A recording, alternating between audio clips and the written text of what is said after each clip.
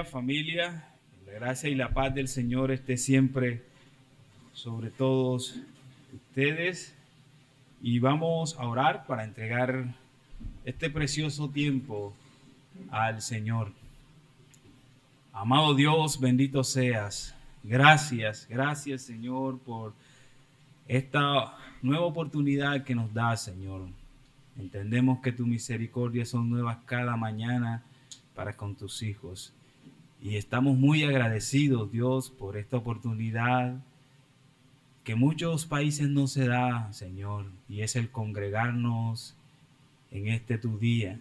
Gracias por esa disposición que colocaste en nuestros corazones para venir a adorarte, Señor, reunidos como en pueblo, en familia, oh Dios.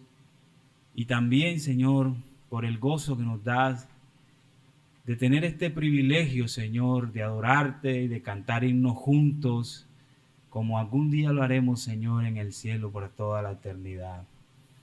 Bendice, Señor, nuestras vidas hoy con tu palabra.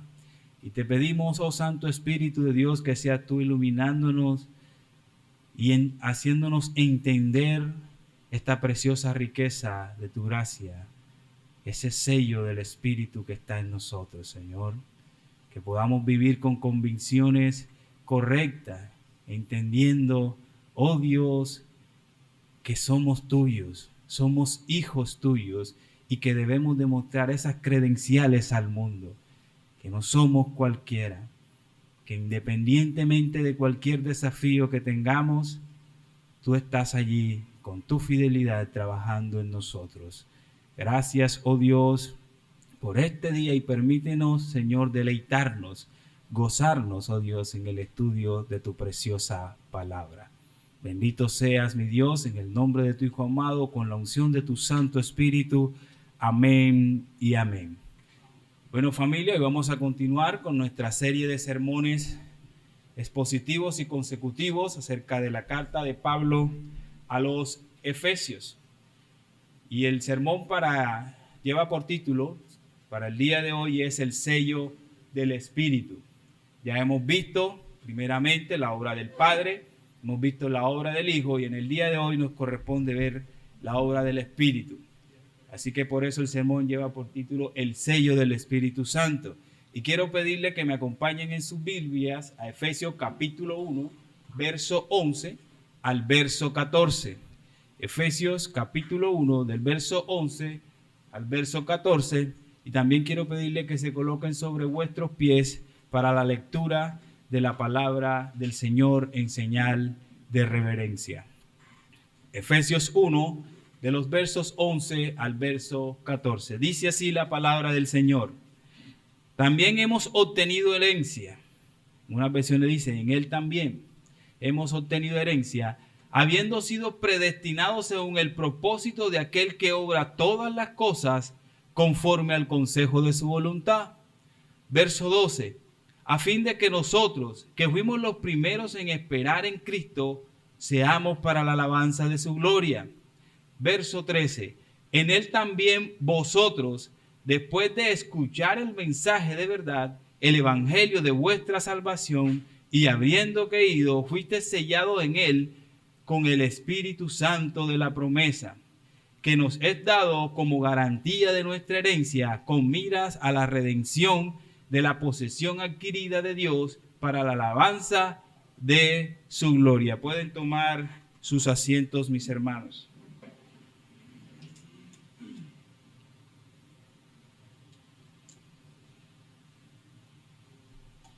Bueno, hoy fue un día atípico con el tema de la lluvia, ¿cierto? Pero todos sabemos que estos meses no es casualidad que llueva. Todos sabemos que finales de octubre, inicio de noviembre, siempre llueve. Así que es normal de que estemos preparados. Espero que les esté yendo bien con las lluvias, a los que están en sus casas y a los que están aquí presentes también. Debemos entender que estos meses son meses de gripa, de congestión nasal, de goteras en la casa. Nosotros en el apartamento tenemos unos calados que nos acordamos que tenemos que cerrarlo, es cuando justamente estos meses. pero no los queremos cerrar el resto del tiempo porque no queremos que uno de los cuartos pierda ventilación. Ahora quiero que te imagines no solamente los lados de mi casa, sino que te imagines que tú estás ahí en tu casa con un techo que cada vez que llueve empieza a gotear y a gotear y a gotear. Y tú intentas absolutamente todo para arreglarlo. Sellas, echas brea, parches, lonas y demás. Pero en cada tormenta vuelve y aparece otra gotera, otra gotera. Y por mucho que te esfuerces, siempre están las goteras allí. Y creo que en nuestra vida cristiana pasa muy a menudo eso, ¿cierto? Es muy parecido. Nosotros hacemos muchos esfuerzos para seguir a Dios, para cumplir su ley moral, pero siempre encontramos goteras, fallas en nuestra vida. Siempre hay áreas que mejorar en nuestra vida, por más de que nos esforcemos. Sin embargo, el apóstol Pablo aquí en Efesios, capítulo 1, del 11 al 14, nos recuerda que nuestra seguridad no depende de que logremos sellar todas las grietas o todas las goteras de nuestra vida, sino que nuestra seguridad depende de la fidelidad ¿de quién? De Dios, de Dios. Él nos ha dado el Espíritu Santo como garantía de su promesa. Y no importa cuántas tormentas o cuántas lluvias nosotros enfrentemos en nuestra vida, debemos de tener la certeza de que somos suyos, somos hijos de Dios y su obra en nosotros es completamente segura porque no depende de nuestros esfuerzos, sino que depende de la fidelidad de Dios. Ahora, la pregunta sería, ¿qué certeza tengo yo de que Dios me seguirá amándome y protegiéndome cada día si yo no puedo hacer lo que me pide? ¿Qué certeza tengo? Bueno, nuestra certeza, dice el apóstol Pablo, no debe de basarse en nuestros logros, sino en el carácter de Dios. Y para demostrarnos y para darnos esa certeza de ese cuidado de Dios, el apóstol Pablo nos señala la fidelidad de Dios a través del don del Espíritu Santo o del sello del Espíritu Santo. Y con esto entramos a nuestro primer punto. ¿Cuál es nuestro primer punto? La fidelidad de Dios. Y primeramente la vamos a ver en el pasado. Y para lo cual nos vamos a basar en los primeros textos de estudio que acabamos de leer, del verso 11 al verso 12. Y quiero releérselos para que tengamos ahí en mente estos textos. También hemos obtenido herencia, habiendo sido predestinados según el propósito de aquel que obra todas las cosas conforme al consejo de su voluntad. Y esta palabrita que viene a continuación es importante, a fin de que nosotros, que fuimos los primeros en esperar en Cristo, seamos para la alabanza de su gloria. De manera que comenzamos nuestro sermón, el apóstol Pablo aquí nos está recordando unas cosas interesantes. Primeramente nos dice que también en él hemos obtenido herencia. Y también nos dice que hemos sido predestinados ahí en el verso 11. Y esta afirmación, Pablo nos está invitando a reflexionar sobre la fidelidad de Dios que ha estado presente siempre desde el principio, guiando Dios ahí a su pueblo a lo largo de toda la historia. Porque Dios siempre ha sido fiel, Él ha estado allí con su pueblo. Entonces, para entender bien este pasaje, debemos de tener claro qué quiso decir Pablo con ese hemos obtenido herencia, o como dicen unas versiones, fuimos también hechos herencia. ¿Qué quiere decir con ese fuimos o con ese hemos? Bueno, la respuesta la podemos ver claramente en el contraste que Pablo establece para los gentiles de Efesios, para la iglesia de Efesios, en unos versos más adelante. En el verso 13 encontramos ahí una palabra que hace contraste con ese nosotros que encontramos en el verso 12. ¿Saben cuál es ese contraste? La palabra vosotros que encontramos allí en el verso 13. Primero hay un nosotros, Pablo hablando de un nosotros en el verso 12, y después vemos en el verso 13 un vosotros, vosotros. Entonces, si usted continúa leyendo los versos, se dará cuenta de que ese vosotros está hablando Pablo ¿de quién? De los gentiles. De los gentiles. Entonces, si el vosotros se refiere a los gentiles, el nosotros en el verso 12 se está refiriendo ¿a quién? A los judíos. A los judíos. A los judíos, pero ¿cuáles judíos? Los judíos que han creído en Cristo Jesús, que de ahí él dice, nosotros fuimos los primeros en esperar en Cristo. Es necesario que tengamos esta aclaración porque Pablo va entonces ahora a tomar el ejemplo de los judíos para subrayar la naturaleza de la fidelidad de Dios en el pasado. Él va a tomar ese nosotros y nos va a decir, miren cómo Dios ha sido fiel con su pueblo desde siempre. Eso es la intención de Pablo con este texto. Entonces, a través de su alianza con el pueblo de Israel, Dios nos va revelando su belleza. Su belleza. ¿Cuál belleza? Lo que había en su corazón. ¿Cuál era su plan? ¿Cuáles eran los motivos de alabanza que el apóstol Pablo va a presentar aquí para que el pueblo de Efesio agarre esas promesas, esa fidelidad de Dios y pueda enfrentar sus desafíos en el día a día? Entonces, mis hermanos, es importante destacar que esa elección que Dios hizo al pueblo de Israel, todos creo que conocemos que no tiene mérito humano. ¿Cierto que no tiene mérito humano? Y de hecho, el libro de Deuteronomio lo deja muy claro a recordar que el Señor no eligió a Israel por ser un pueblo numeroso o por ser un pueblo especial, sino cómo lo elige el Señor. Por la voluntad de Dios. Claro está, como dice el hermano, hacia un propósito. Pero ¿de dónde nace la idea? Del corazón de Dios.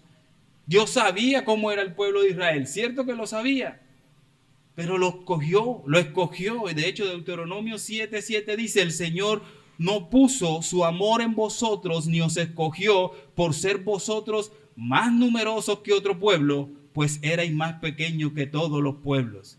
Así que Dios siempre ha sido fiel con su pueblo, independientemente cómo era el pueblo de Dios. Porque la fidelidad de Dios depende de qué, de su carácter, de lo que Él es. No depende de nosotros, ni de cómo somos nosotros. Y eso es un gran reflejo de la fidelidad de Dios. Y esta preciosa fidelidad que ha sido revelada de Dios siempre desde el Antiguo Testamento nos refleja claramente el carácter de Dios.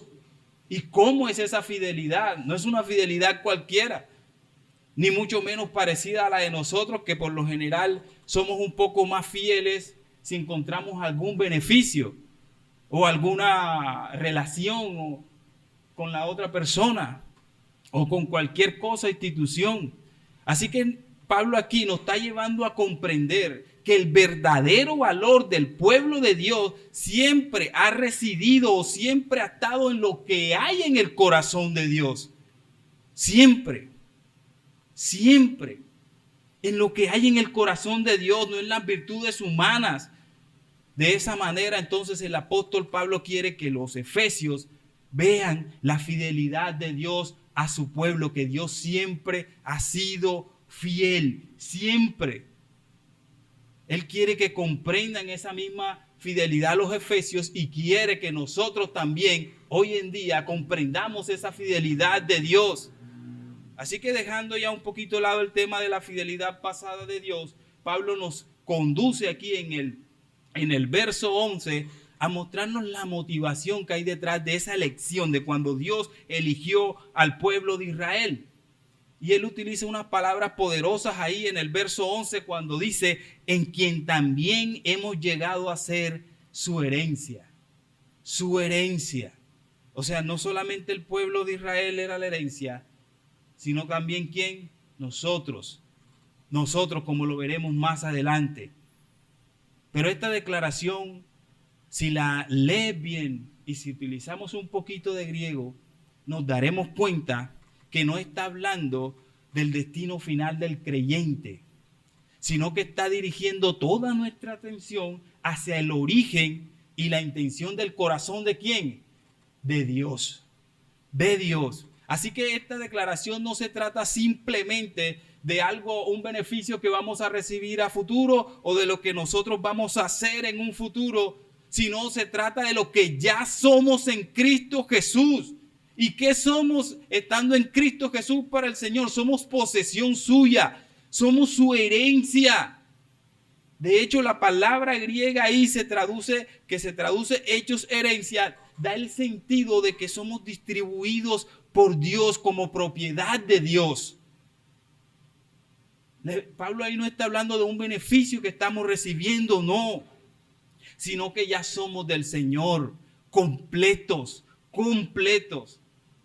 Y no es algo que somos del Señor por algo que hicimos o porque lo merecíamos, sino porque Dios así lo ha querido.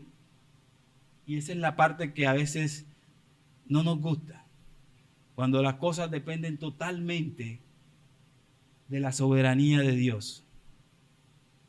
A nosotros eso no nos gusta. Así que, mis hermanos, lo que quiero que entendamos es que somos los que estamos hechos para hacer herencia. Y no somos los que hemos sido obtenidos para nosotros adquirir una herencia. No. Aquí Pablo está hablando de que somos nosotros la herencia del Señor. Así que el apóstol está dejando claro que el amor de Dios se basa en algo que hay en su corazón y no en algo que nosotros podíamos obtener o obtendríamos o reclamaríamos para nosotros mismos, mis hermanos. Y este mismo concepto de herencia es el mismo que ha estado siempre en todas las escrituras. En el Antiguo Testamento, el pueblo de Israel es llamado herencia de Dios también. Y quiero leerles dos textos bíblicos. Deuteronomio 4:20.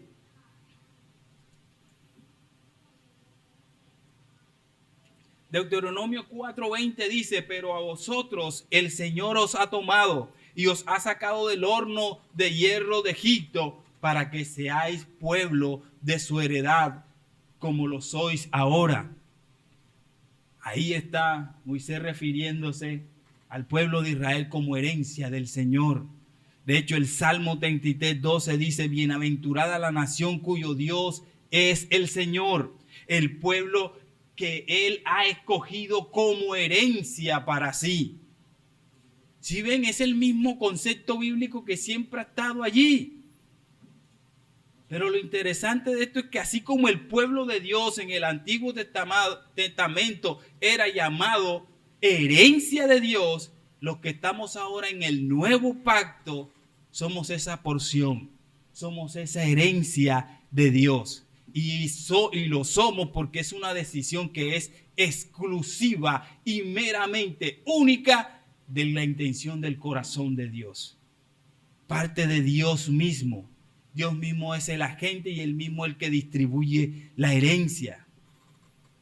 Así que así como el pueblo de Israel no fueron escogidos por ser mejores que otras naciones, pues nosotros tampoco somos llamados por nuestra justicia. De la misma forma, somos herencia del Señor, herencia. Así como un heredero recibe de su padre la herencia por gracia, bueno, nosotros hemos sido herencia de Dios. De la misma forma. Y lo maravilloso de esto es que lo somos no por nuestros propios esfuerzos, sino por ese inmenso amor que está en el corazón de Dios para con su pueblo. Ese amor que a nosotros nos explota la cabeza, que no entendemos. Ese amor que siempre está allí en su fidelidad independientemente de cualquier circunstancia. Ahora bien, ese concepto de elección, que a menudo también se plantea muchos interrogantes sobre la justicia divina, por qué Dios escoge a unos sí y a otros no, esa no es la discusión aquí, pero ese concepto lo está utilizando aquí el apóstol Pablo para consolar al pueblo de Dios. Pablo quiere que los efesios y nosotros en el día de hoy recordemos que somos amados no por lo que hay en nosotros, sino por lo que hay en ¿quién? En Dios, en el corazón de Dios. Por eso es que somos amados por Dios. Por eso, mi hermano, Esa fidelidad amorosa de Dios que se revela en Cristo Jesús es la causa por la cual nosotros le pertenecemos a Él. Y oígase bien, le pertenecemos a Él, somos propiedad de Él. Así que Él tiene toda la disposición para hacer con tu vida y con la mía lo que a Él le plazca. Lo que a Él le plazca. De manera entonces que la causa de que el pueblo de Dios, del pacto, sea el pueblo de Dios, la razón viene de ¿quién? De Dios, no viene de nosotros. No viene de nosotros. De hecho, la causa divina siempre se acentúa aún más en las palabras siguientes que encontramos ahí en el verso 11. Pablo sigue diciendo, según el designio de aquel que hace todas las cosas, según el designio de su voluntad.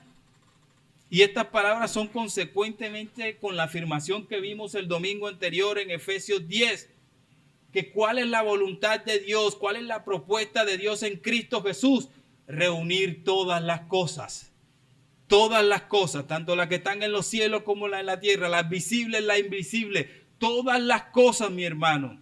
Y todas las cosas implican todas las cosas. Todas las cosas.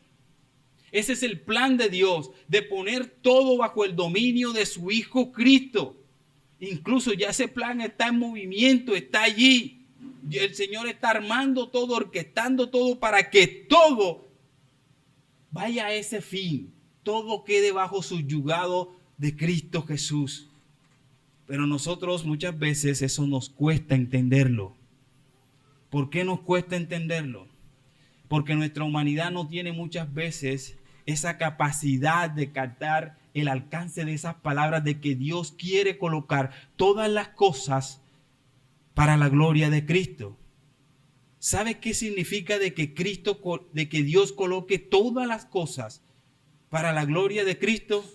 Eso significa que nuestras vidas, todo lo que pase en nuestras vidas, pasado, presente y futuro, y todo lo que pase en el mundo, va inclinado a formar parte a ese plan perfecto de Dios.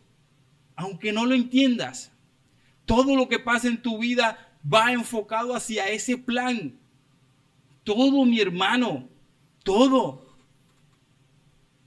Y permíteme ilustrártelo de la siguiente forma. Todos conocemos que a los botánicos les gusta explorar, ¿cierto? Todo lo que es botánica, plantas y demás, hojas y todo eso. Y cuando ellos se ponen ahí a observar claramente todas esas flores silvestres y a ver todo eso que está intrincado ahí en la flor, como en la rama, de dónde viene su color y demás, todo eso es para darle la gloria al Señor. Todo.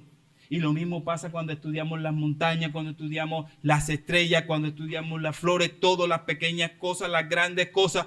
Todo eso coopera para dar la gloria a Dios. Todo eso está alineado con ese propósito final de que todo va a quedar subyugado de Cristo. Cristo va a estar por encima de todas las cosas, mi hermano. Todas las cosas. Así que de igual manera en nuestras vidas, nuestras alegrías, nuestros desafíos, nuestras tristezas, nuestras lágrimas, todo eso que pasa no es al azar. Eso es parte de un plan, del plan de Dios. Cada experiencia que pases en tu vida hace parte de ese gran proyecto. Incluso puede que no lo veas en el instante, pero todo eso hace parte del proyecto de Dios, de colocar y subyugar todas las cosas en el dominio de Cristo. Es como si tú tuvieras una pieza de un rompecabezas. Estás armando un rompecabezas allí y tú tomas una pieza y esa pieza tú miras sus bordes irregulares y demás, sus colores te parecen extraños, pero no sabes dónde va la pieza. No lo sabes. Incluso te parece hasta que como, bueno, esto no tiene sentido, o será que se equivocaron en la caja y revisas la imagen y no das con la pieza. Pero a medida que vas armando las demás piezas, vas colocándola allí, vas colocándola una, vas colocando la otra, empiezas a ver cómo ese fragmento que tenías en la mano, que estaba sin sentido para ti, empieza a encajar en ese cuadro mayor y empiezas a ver la imagen. Y al final te das cuenta que cada pieza tenía un sentido y era sumamente esencial para completar la imagen. De la misma manera pasa en nuestras vidas. De la misma forma. Hay momentos, hay experiencias que en el momento no sabemos por qué nos pasan. Y viene la pregunta, ¿por qué yo? Y demás. Y seguimos viendo es pura oscuridad y oscuridad y oscuridad. Y vemos que el problema se agrava y se agrava y se agrava y no vemos la luz. Pero cuando vemos la luz, es que no podemos ver todo lo que el Señor ha venido haciendo con ese problema en nuestra vida, con ese desafío. Y entonces decimos, Señor, gloria a Dios.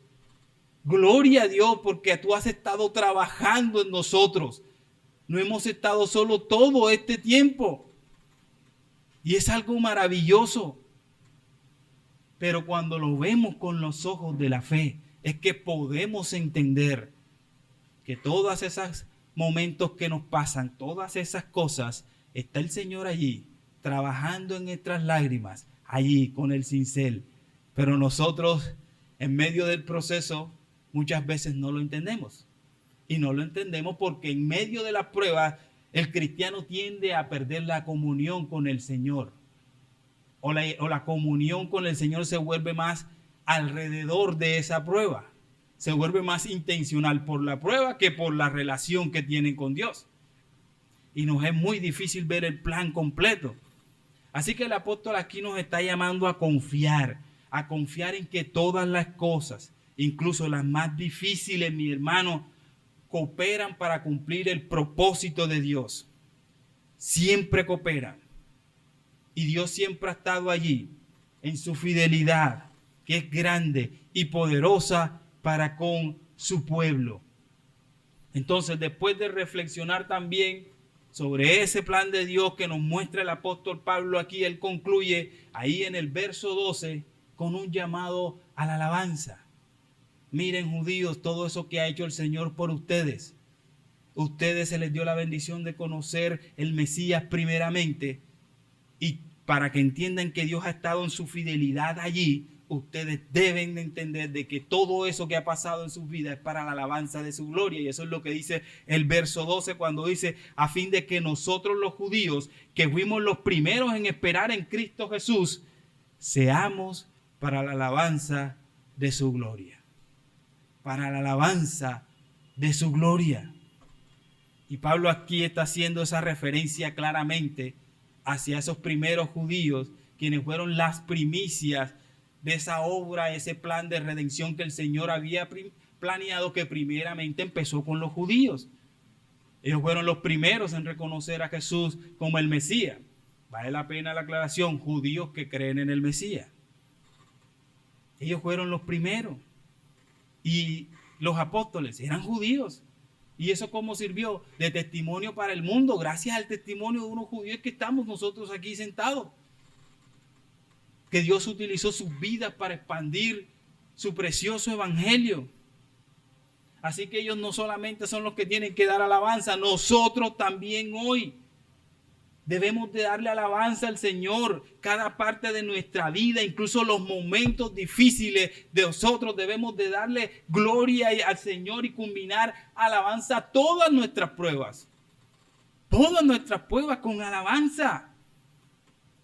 Aunque le fallemos al Señor, aunque volvamos a repetir los mismos problemas de Israel, Dios sigue siendo fiel y es digno de toda su alabanza. Toda, mi hermano. Aunque el panorama esté oscuro, mi hermano, su propósito no va a cambiar. Su amor para con su pueblo es constante. Y esto nos asegura que aunque nosotros seamos frágiles y débiles, su fuerza se perfecciona ¿en dónde? En nuestra debilidad. En nuestra debilidad. Así que como parte de este proyecto divino, quieras o no, si eres creyente, debes de entender de que tu vida está enlazada en esa historia de salvación. Entonces, cada experiencia que vivas, cada prueba, cada alegría, cada triunfo, forma parte de ese mosaico que Dios está armando para al final todos le demos la gloria a Dios. Y es necesario que reconozcamos eso, mis hermanos. Porque la fidelidad de Dios no es algo del pasado, mi hermano, sino que es una realidad presente de todos los días, y se extiende hacia una realidad futura. Así que Pablo, a través de este pasaje de los Efesios, él nos está recordando que la fidelidad de Dios en el pasado es una invitación a confiar en su amor hoy en día y siempre. Siempre, llueva, no llueva, siempre. Siempre. No somos elegidos por nuestras obras o por nuestras perfecciones, sino por lo que hay en el corazón de Dios. Y esta verdad debe de llenar nuestros corazones de gratitud y de alabanza, porque no somos cualquiera, ya se los he repetido muchas veces, somos su herencia. Somos hijos de Dios, somos parte de un plan eterno que el Señor está realizando para su gloria. Así que así como Pablo llamó a los efesios y le está recordando su fidelidad, también nosotros, el llamado es para nosotros a confiar en que cada parte de nuestra vida, cada parte, mi hermano, lo bueno, lo difícil, lo claro, lo oscuro, lo grande, lo pequeño, todo tiene un propósito de ese diseño divino. Y nosotros en respuesta a ese conocimiento, ¿qué debemos hacer? Alabar al Señor independientemente de cualquier circunstancia. Si llueve, alabamos al Señor. Y si no llueve, también alabamos al Señor. Porque es que es por encima de cualquier circunstancia, mi hermano. Y no olvidemos, el Señor conoce la intención de nuestro corazón. Conoce la intención de nuestro corazón. No olvidemos eso. No olvidemos eso, mis hermanos. Así que continuamos en nuestro sermón con nuestro segundo punto, la fidelidad de Dios hoy. Así que después de haber afirmado el propósito de Dios con el nosotros, judíos, que encontramos ahí, ese nosotros que se refiere Pablo a los judíos que de antemano esperaron en Cristo, ahora en el verso siguiente, Pablo se dirige a quienes, a los gentiles, con una poderosa afirmación y dice: en quien también vosotros, así como los judíos confiaron, ahora nosotros también confiamos. Y esa transición de nosotros a vosotros marca un plan significativo y claro en el plan de Dios, que primero empezó con los judíos, pero ahora se extiende también a los gentiles. Y esta es una verdad fundamental que nosotros podemos comprender aquí acerca de la fidelidad de Dios hoy. Nosotros hoy en día vemos cómo Dios ha extendido su redención a muchas personas. Y por eso es que nosotros estamos aquí. Entonces la fidelidad de Dios no es algo del pasado, sino algo que todavía está ahí en el presente. En el presente se van añadiendo más, el Señor va añadiendo más personas a su reino. Entonces Pablo revela que los gentiles también han sido elegidos en Cristo Jesús, al igual que los judíos que creyeron. Al igual que los judíos. Espero que entiendan el contexto. Los judíos pensaban que solamente la salvación era para ellos. Y aquí Pablo está diciendo, no, es que no. Desde un inicio el propósito era alcanzar todas las naciones. Todas las naciones. Y por eso en Gálatas les coloca el ejemplo de quién era el padre de la fe. Abraham. ¿A qué pueblo judío pertenecía Abraham cuando creyó? A ningún pueblo. Así que siempre el propósito era alcanzar a las naciones, a los judíos. Y un detalle importante para ver ahí en Efesios 11, vemos que Pablo se enfoca a los judíos, y en Efesios 13 vemos que también se está enfocando ahora a los gentiles y usa casi las mismas palabras. También en él, ahora vosotros, también nosotros y también vosotros. Así que en esta estructura podemos ver claramente que en Cristo Jesús no hay distinción de pueblos. No hay distinción entre gentiles y judíos. Ambos forman parte del cuerpo de Cristo. Y eso Pablo lo amplía un poquito más en el capítulo 2. Pero entonces el proyecto de Dios de reunir todas las cosas continúa aquí vigente en la actualidad. No es un plan cerrado de cosas del pasado, no, sino que sigue desarrollándose en el presente. Y hoy nosotros como creyentes participamos de esa misma obra redentora que algún día empezó ¿con quién? Con el pueblo de Israel. Entonces cada uno de nosotros, sin importar nuestra procedencia, sin importar el color que tengamos, nada, es un llamado a ser parte de ese propósito para glorificar a Dios en todas las esferas de nuestra vida. Y este mensaje nos recuerda que la verdad de Dios no es una verdad histórica, su fidelidad no es histórica, sino que es presente. Y si la fidelidad de Dios es presente, entonces nosotros ¿cómo debemos de enfrentar nuestros desafíos? Entendiendo de que Dios sigue siendo fiel. Sigue siendo fiel. Pero ¿qué pasa? ¿Qué pasa con el cristiano que no conoce a su Dios? Cuando llega el desafío, enseguida cree que es el diablo que lo está tentando. O que es una cuestión de la carne. O que es una cuestión del mundo. No es que el mundo es así, entonces, bueno, nos tocó. Un cristiano que está centrado en el plan de Dios entiende de que cada circunstancia que le sucede está el Señor orquestándola, que no estamos en un mundo al azar. No estamos en un mundo al azar. Nosotros tenemos un Dios que es soberano de todo, de todo, de todo, incluso de nuestras propias lágrimas. Es soberano el Señor. Entonces, ese alcance de ese plan sigue ampliándose. Los miembros del pacto siguen ampliándose. Eso es misericordia del Señor.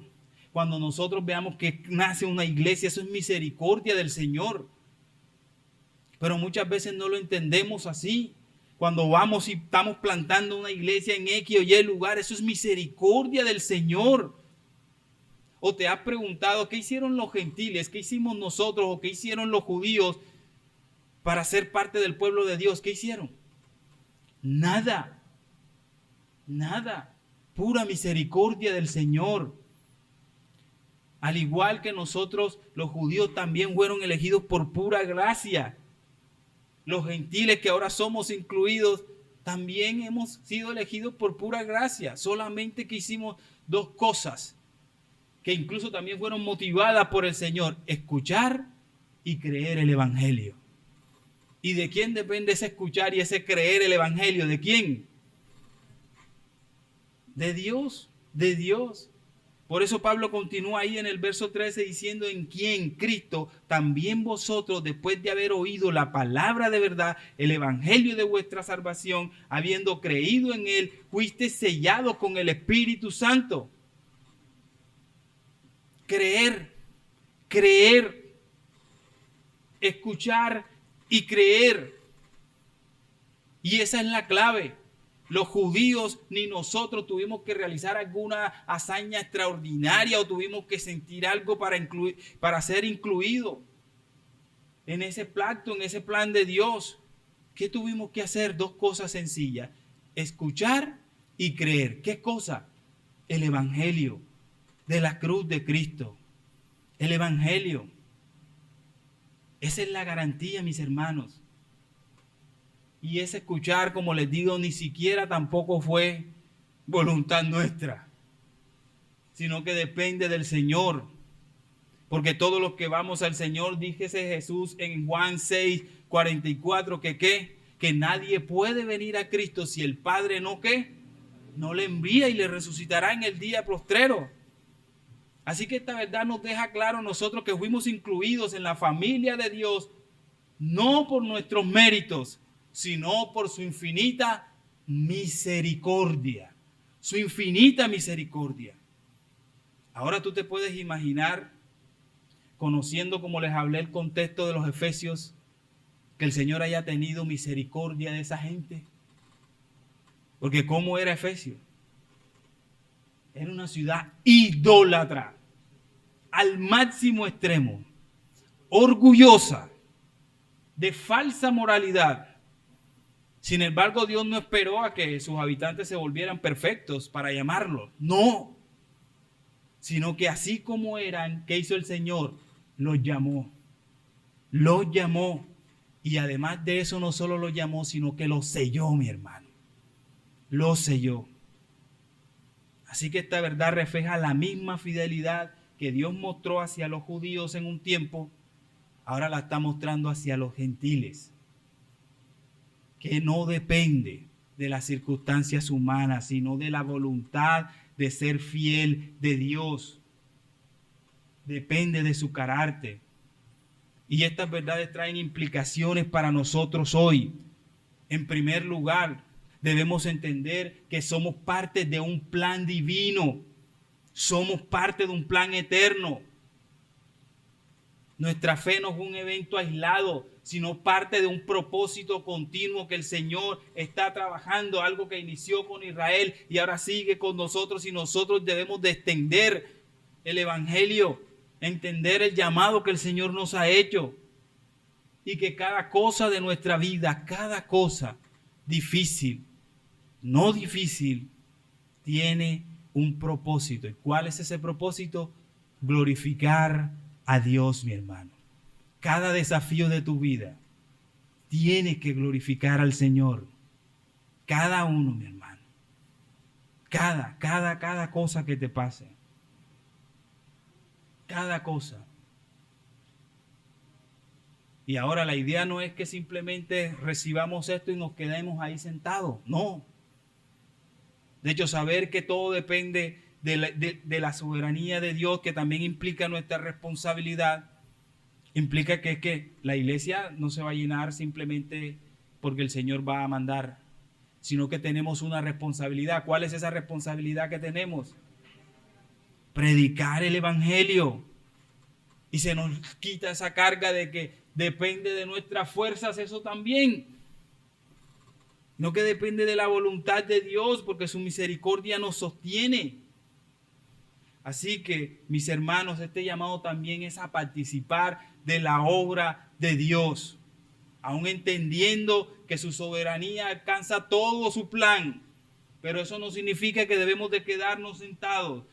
Nuestra tarea es vivir para la alabanza de su nombre y llevar el mensaje de salvación a los otros.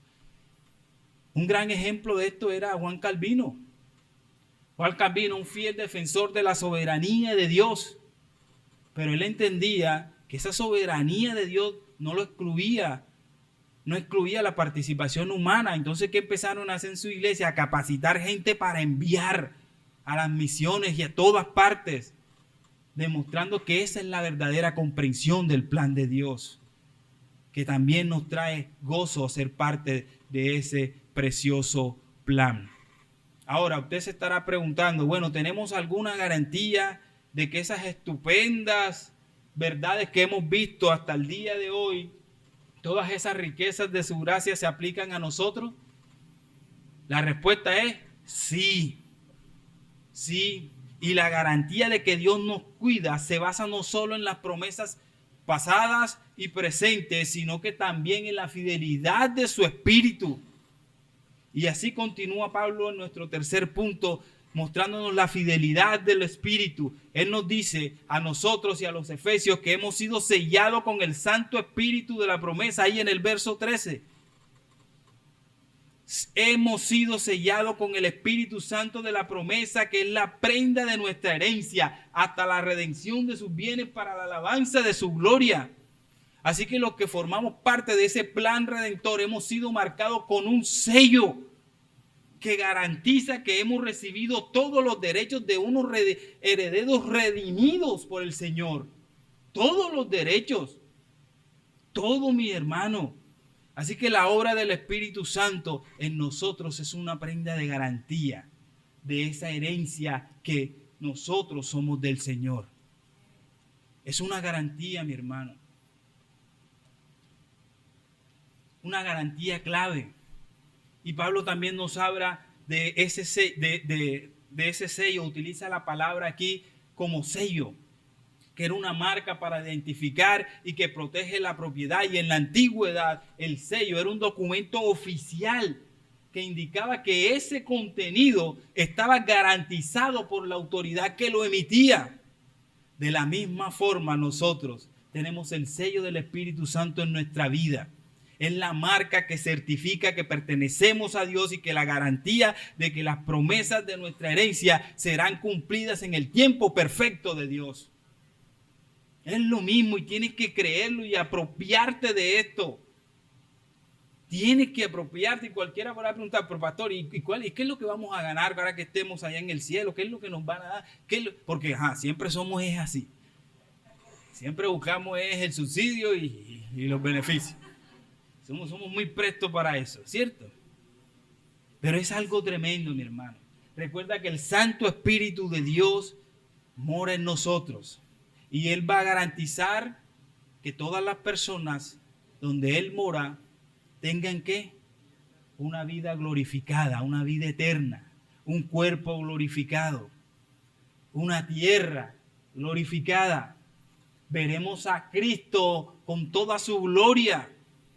Y también vamos a ver a todos aquellos descender al infierno, todos aquellos que rechazaron la gloria de la cruz. Esa es la herencia que se nos está ofreciendo aquí. Esa es la herencia, mi hermano. Esa es la herencia. ¿Y cómo sabes que ha sido marcado con el sello del Espíritu? Ahí claro está en el verso 13. Dice, después de haber oído la palabra de verdad, el evangelio de vuestra salvación, habiendo también creído, fuiste sellado con el Espíritu Santo de la promesa.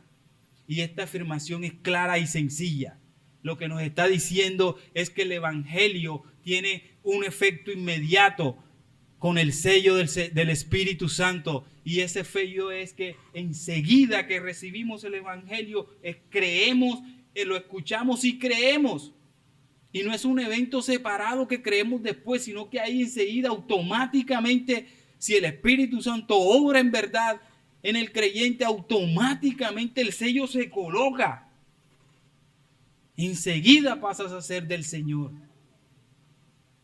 Enseguida, si el Señor hace la obra en verdad, mi hermano.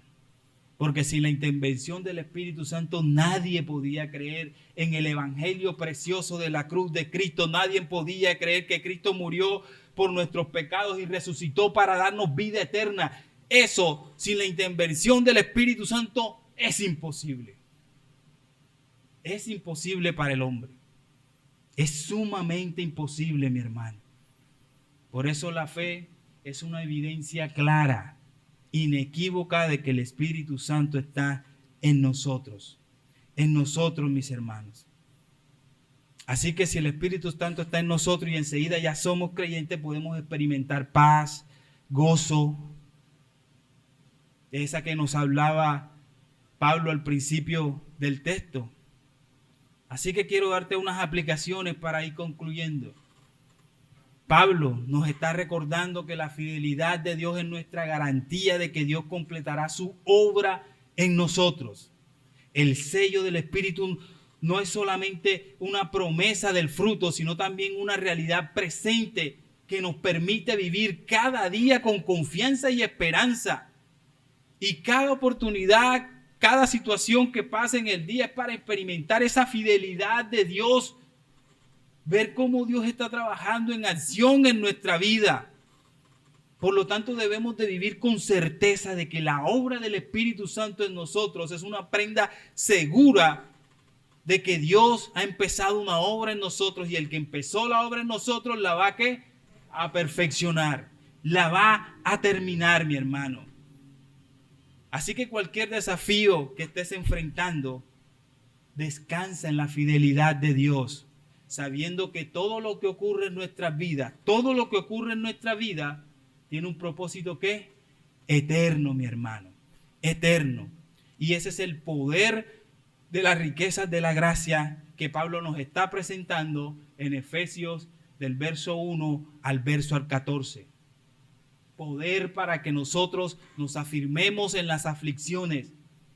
Poder, mi hermano, para que podamos ser consolados y edificar a otro en medio incluso de nuestras aflicciones. Con este poder no debemos de tener miedo al mundo, ni miedo al pecado. Con este poder podemos luchar contra la mundanalidad. podemos desapegar nuestra vida de este mundo. Con este poder es para que tengamos siempre en nuestras mentes solo Cristo y que debemos de vivir para Cristo, mi hermano. Y lo que quiero que sepas es que ese poder, esa riqueza que hemos visto, estos 3 sermones enmarcados en la obra del Padre, del Hijo y del Espíritu, ese poder ya te ha sido entregado. Es tuyo,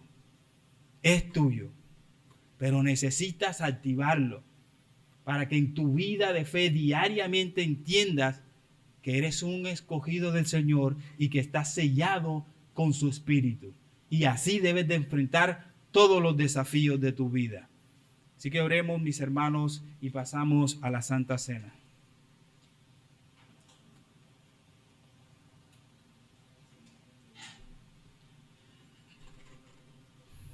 Amado Dios, Señor, gracias. Gracias por las riquezas de tu preciosa gracia que has derramado sobre tu pueblo, Señor. Gracias por redimirnos. Gracias, Señor, por predestinarnos. Gracias por sacarnos de la oscuridad y traernos a tu preciosa luz. Gracias por sellarnos con tu Santo Espíritu, Señor. Ayúdanos, Señor, a vivir conforme a estas verdades, Padre, que muchas veces olvidamos o pasamos por alto. Ayúdanos a entender, Señor, que esa obra que Cristo hizo en nosotros en la cruz nos dio estos beneficios y que en Cristo, Señor, somos más que vencedores y que con tu fuerza y los poderes de las riquezas de tu gracia, Señor, podemos enfrentar los desafíos de nuestra vida, Señor. Es necesario que vivamos con esa fe, Señor, de que estas verdades son una realidad en nuestra vida. Ayúdanos a no olvidarlas, Señor. Ayúdanos a que cada día, Espíritu de Dios, recuérdanos que cada día está tu sello en nosotros y que somos herencia y que le pertenecemos al Dios maravilloso y todopoderoso, Padre. Bendice, Señor, a tu iglesia cada día. Danos la fuerza, Señor, y también el entendimiento para que estas verdades, Señor, se arraiguen en nuestra mente, en nuestra alma, en nuestro corazón, Padre, y podamos mostrar las credenciales de que somos herederos tuyos, Señor. Bendito seas, mi Dios. Amén y amén.